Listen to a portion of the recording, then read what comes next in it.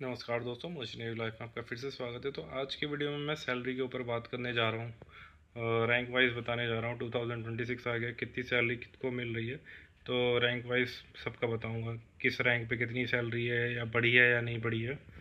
तो देखो, पहले और अभी में 2026 आ गया, अभी में मर्चेंट नेवी में सैलरी ज़्यादा कुछ डिफरेंस नहीं है। क्रू का तो कोई भी डिफरेंस नहीं है, क्रू का और कम हो गया है। पहले बड़ी बड़ी कंपनी क्रू को ज़्यादा देती थी, अब तो और कम हो गया है। और नूसी थोड़ा थोड़ा बढ़ाता है साल में, थोड़ा थोड़ा रैंक वाइज, जो भी मतलब अपना क्रू रैंक की बात बता रहा हूँ, वो थोड़ा थोड़ा बढ़ाता है।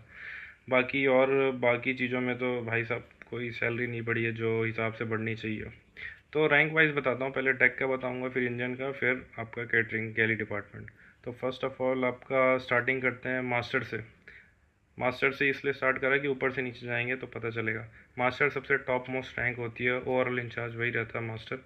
तो मास्टर की सैलरी देखो शिप्स पे डिपेंड करती है। कंटेनर शिप्स, बल्क कैरियर और आपका जनरल कार्गो शिप पे कम है मास्टर की सैलरी। और अगर वही मास्टर एलपीजी एलएनजी या tanker ships, chemical oil product tanker पे जाएगा तो उसमें ज़्यादा सैलरी है। तो मास्टर का अगर आप इसमें कंटेनर, जनरल कार्गो या बल्कि पे भी जाओगे तो ज़्यादा से ज़्यादा 12,000 तक जाती है मास्टर की सैलरी। और आपका जो कि आप टैंकर पे जाओगे, केमिकल टैंकर पे, product oil, oil product tankers पे या एलएनजी एलपीजी पे जाओगे तो उसमें सैलरी ज़्यादा है। एलपीजी एलएनजी में 17 से 18,000 डॉलर भी ले सकता है मास्टर। और जिस शिप पे मैं अभी काम कर रहा हूँ उस पे तो मैक्सिमम मैंने अभी अभी करंटली जो चल रहा है 15,000 से 16,000 डॉलर तक ले रहा है टैंकर शिप्स पे मास्टर। जो एक्सपीरियंस है, एक्सपीरियंस वाइज देते हैं वो लोग, जितना जितना आपको एक्सपीरियंस होता रहेगा मास्टर को तो ज़्यादा सैलरी बढ़ती जाएगी। तो 15 से 16,000 चल रहा है, जो कि अभी के टाइम पे 15-16,000 फिक्स है। कि उससे ज़्यादा अगर आप एलपीजी एलएनजी पे जा रहे हो तो उससे ज़्यादा वहाँ पे मिल सकता है आपको, लेकिन oil tanker, product tanker, crude oil tanker, इस पे इतनी ही है। उसके बाद चीफ ऑफिसर आ जाता है। कैप्टन के बाद चीफ ऑफिसर रैंक आती है। चीफ ऑफिसर की सैलरी वही मैं बोल रहा हूँ, शिफ्ट्स पे डिपेंड करती है। आपका कंटेनर, बल्कि और आपका जनरल कार्गो शिप्स, उसमें थोड़ी कम है चीफ ऑफिसर की सैलरी। 6,000 to 10,000 के बीच जाती है चीफ ऑफिसर की सैलरी। और उसके बाद जब वो टैंकर पे शिफ्ट होते हैं, टैंकर पे 10 से 12,000 तक ले सकता है चीफ ऑफिसर आज की डेट में। 12,000 डॉलर तक ले सकता है टैंकर्स पे। Oil tanker, crude oil tanker, आपका केमिकल टैंकर, एलपीजी एलएनजी, इतना ले सकता है एक्सपीरियंस चीफ ऑफिसर है तो।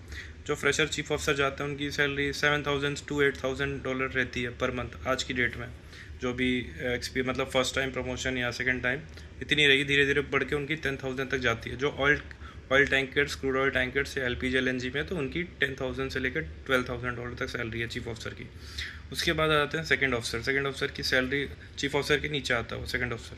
तो सेकंड ऑफिसर की सैलरी मैक्स आजकल की कंपनी दे रही है 5,500 से लेकर 6,000। ये बहुत मैक्स बता रहा हूँ, उससे नीचे ही है सबकी।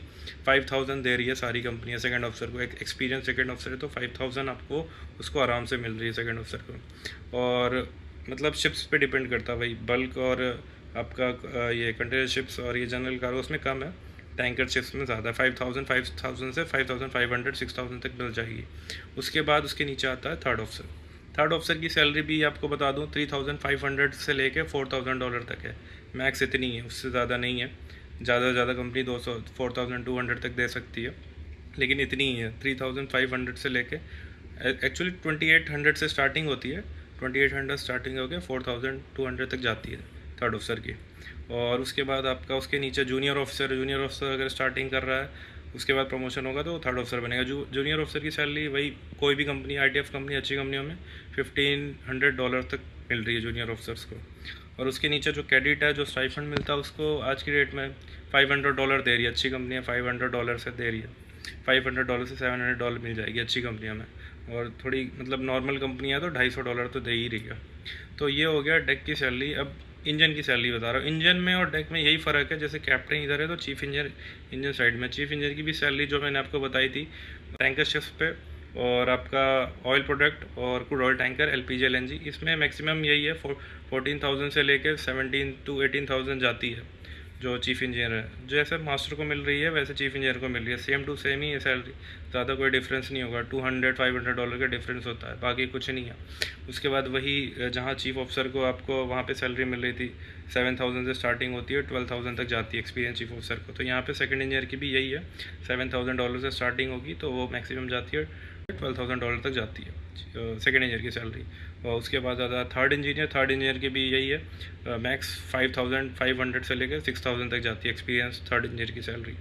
और उसके नीचे आ जाता है फोर्थ इंजीनियर की भी, तो वही 2,800 से लेके आपका 4,200 तक सैलरी जा रही है फोर्थ इंजीनियर की। उसके बाद जूनियर इंजीनियर की 1,500 तक ही मिल रहा है जूनियर ऑफिसर को, जितना भी है 15 से लेके 1,800 तक मिल रही है डॉलर, जो आपका जूनियर इंजीनियर है।